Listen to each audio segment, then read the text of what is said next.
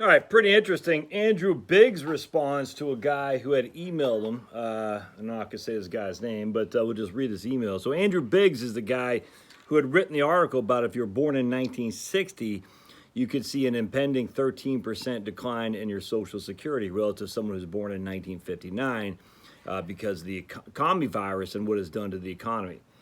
So this guy writes, he goes, hey, I'm not a client of HWP, but a YouTube subscriber. Being born in 1960, I watched and rewatched your videos on the Andrew Biggs working paper about what we just talked about, near retirees' Social Security benefits. Contacting both my senators in my state. Their responses have been so far about the overall Social Security Administration future, not the AWI for those born specifically in 1960, because there's just not enough uproar. They just, frankly, they're probably ignorant about it. I can almost guarantee. And he's coming from a red state, too, by the way. I found and contacted Dr. Biggs via email about his thoughts on how the payroll protection program and increased unemployment benefits, both tax as ordinary income, provided in the stimulus package may affect the conclusions within his working paper. And if he may revise his paper later in the year. His responses included below. And then this guy goes on to say, thanks for all the information you provide, Josh. You're the best. You are awesome. Pablo doesn't hold a candle to you in terms of cuteness. He actually didn't say that. He did say, I can actually understand and follow the basement whiteboard math better than Excel or other formatted examples. Yeah, no, it's a tough one. A lot of people love Excel. A lot of people love that old whiteboard, which I'm getting ready to do another video on. So it's just one of those things, man. All right, so thanks. All right, so Andrew writes, hey, dude. He actually addressed him by his first name. Since I published the paper, the CBO, the Congressional Budget Office, has generated projections of how the economy will fare, and those include the economic stimulus package. Based on those projections, I think the loss of benefits will be about 9 to 10% versus the 13%, if I remember correctly, which I initially came up with. I'll be amending the paper to reflect the new CBO numbers when I get some time. So that's freaking. So look, man, that's awesome. That Andrew wrote back to this guy. It's awesome too that B, he wrote back to the guy quickly, and he's saying he addresses his concern directly. Freaking good on Andrew, man. If you got money, I'd donate to Andrew's research at AEI, and I don't know how you do it, but you donate.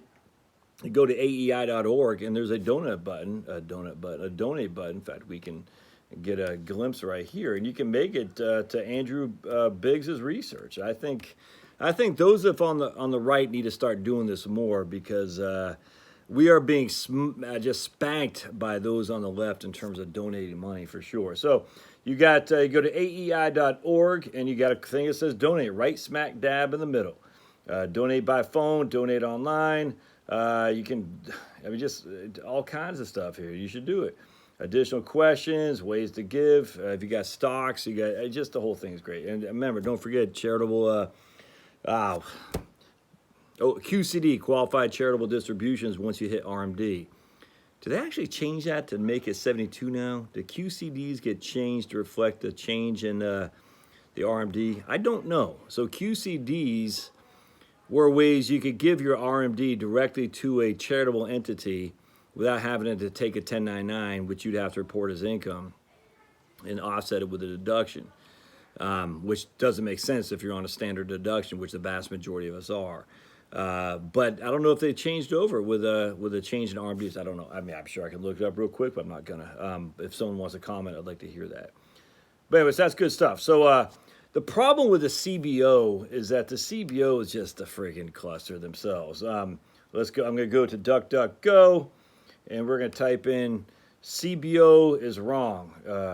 CBO is wrong, and see what kind of, if anything comes up there. And let's just see what we got. CBO is wrong, and his numbers shouldn't deter or need of reform. Learning from CBO's history of incorrect information.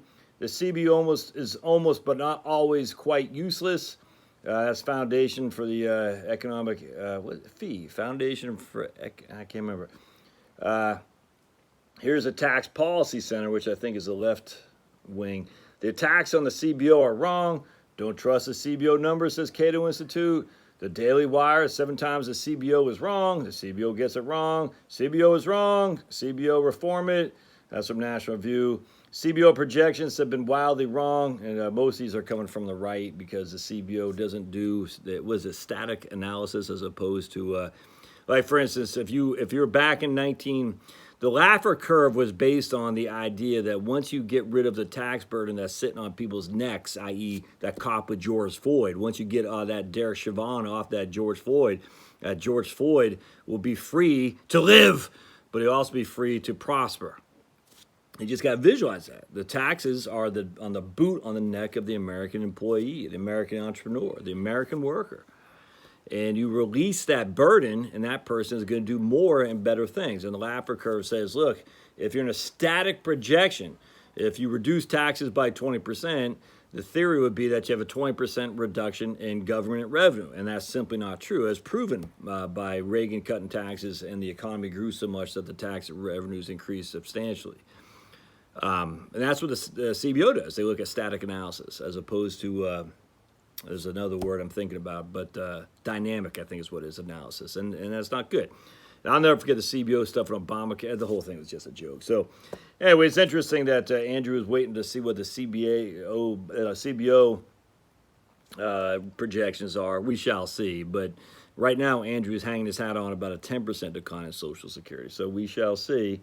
And again, you just go back. CBO is always wrong because it doesn't understand growth right there. That's Larry Kudlow right there, man. Anyway, so it's pretty interesting. All right. Well, thanks for sending that, dude, and dude in Red State, and we shall keep apprised on Andrew Biggs's research. All right, thanks now.